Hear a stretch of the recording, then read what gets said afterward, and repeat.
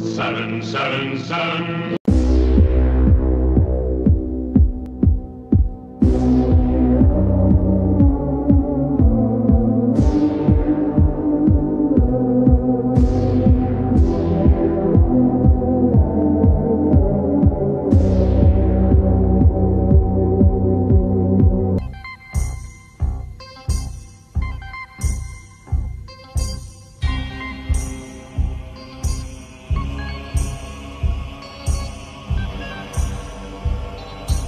Seven, seven, seven.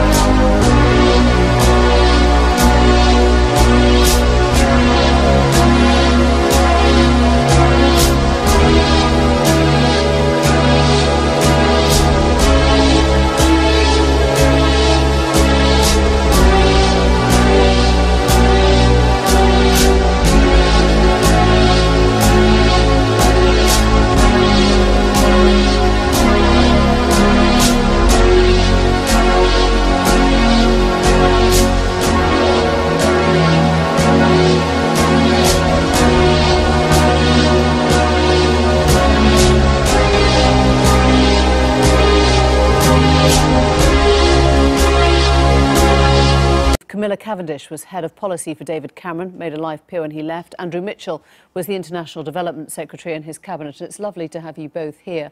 Let's go through them roughly in the order that Nick took us through then. This 0.7%, which has been so strongly ring-fenced, and you'll remember it well, is that under threat? Should it be negotiable now?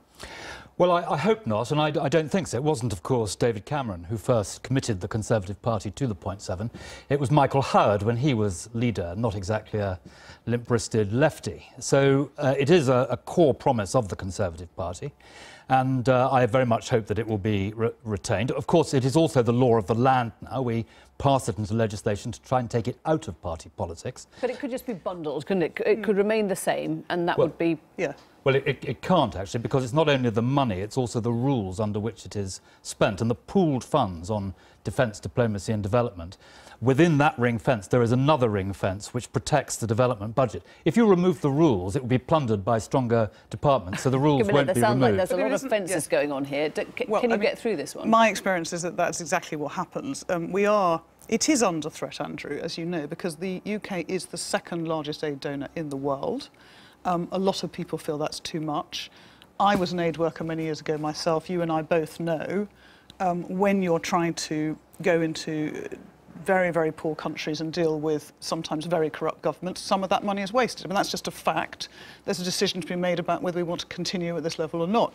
But well, this is my first time judging Debating Matters, and I thought it was brilliant. I hadn't really realised how much work these students were going to put in and how thoughtful they were going to be, or how much pressure they're under, because it's okay when you're doing the opening remarks, but then you come under pressure from the judges and the audience, and that really tests your power of argument, I think. I think bringing in the audience is great because it means you've got everybody really involved, but also it means you've got a few left field questions, some of which actually are quite hard to interpret, and that puts you under a different kind of pressure. And as judges, we're asked to really try and be forensic in pushing panellists to think further and more deeply about a subject, which is also really effective, I think, in testing people's ability, not just to get the kind of headline argument, but to go beneath that and give examples. I mean, I find as a writer that it's much more effective when you use examples in your work that people can relate to. And just the top-line rhetoric is great, but what's really effective is when you pick on those day-to-day examples that make something intelligible to a wider group of people. I think Debating Matters does give people something to take forward, partly because the subjects are really quite challenging. The one I did was about neuroscience. In fact, I knew very little about it and learnt a lot, and I suspect everybody involved in that would have learnt a lot.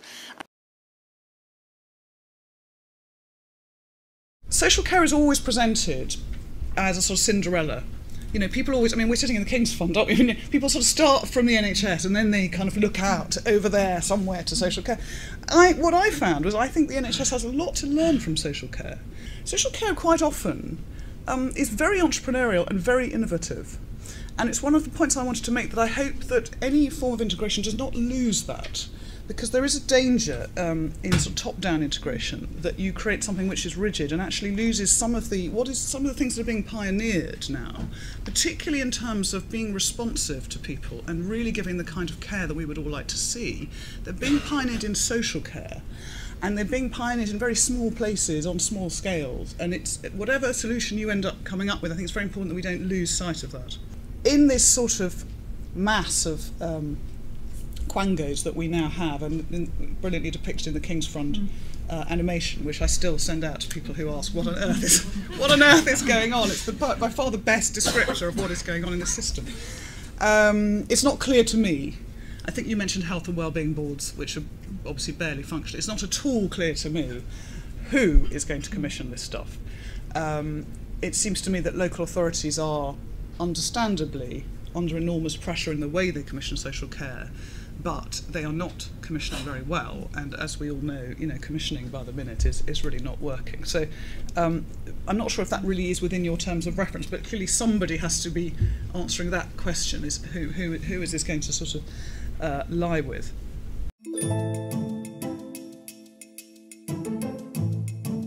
There's a profound shift in liquidity risk from banks to investors as a result of financial regulation, changes in market structure, and as a side effect of quantitative easing.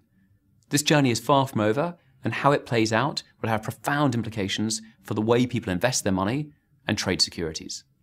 There's a growing urgency to this debate, as we think the liquidity of markets is likely to fall further as banks trim capacity and as central banks experiment with negative interest rates. We think regulatory risks are rising for asset managers as policymakers fret about the implications for financial stability of this liquidity conundrum. Asset managers will need to upgrade their risk management, rethink their portfolio construction, and for the first time, face stress tests. But banks will also have to change the way they do business. Lower liquidity means lower returns, and banks will need to cut costs. Banks will need to focus where they have an advantage and scale, but the enduring success for a bank will be through harnessing technology to improve the efficiency of the way they trade securities. I was delighted when Frank asked me to join the Early Years Foundation Trust Board, because it seems to me that the question of how we stop poor children growing up to be poor adults is one of the most fundamental questions in our society.